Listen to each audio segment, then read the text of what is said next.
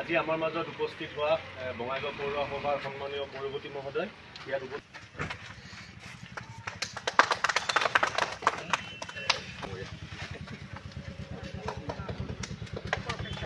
আমাৰ মাজত অনুৰোধ জনালো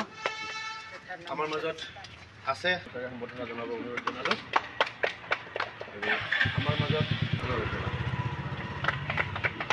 এতিয়া আমি প্ৰগতি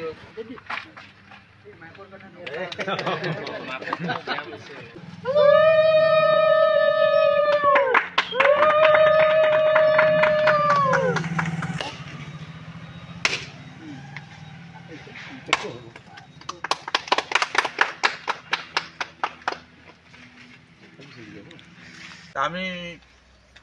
ইমান দিন কৰিব পৰা নাই ৰাস্তাটো জানো মিউনিচিপালিটি ফাণ্ডৰ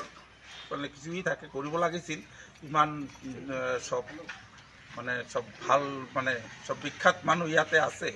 চাইও ভাল লাগিছে এইটো আমাৰ ইয়াতে অসমৰ এটা বিখ্যাত প্ৰতিষ্ঠান অসমীয়া প্ৰতিদিনৰ ইয়াতে এটা কাৰ্যালয় আছে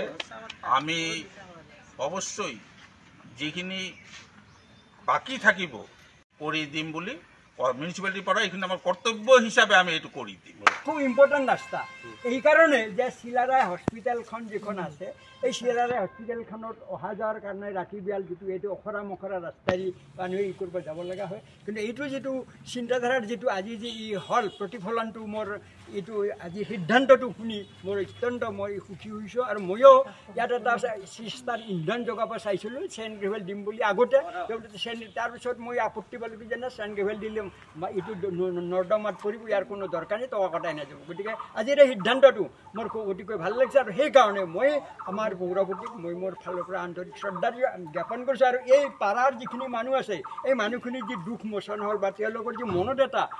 দুখ মোচন মানে কি মানুহ অহা যোৱা নকৰাকৈতো থকা নাই কিন্তু এটা কি লাগে এটা ভাল ৰাস্তাটো হ'লি যাতে ই মানে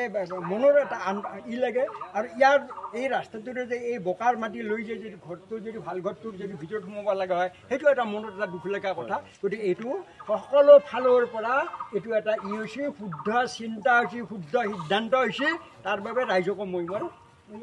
ফালৰ পৰা আন্তৰিক শ্ৰদ্ধা বা মোৰ ধন্যবাদ জনাইছোঁ ছাৰ অফ দ্য ৰেকৰ্ড কম এতিয়া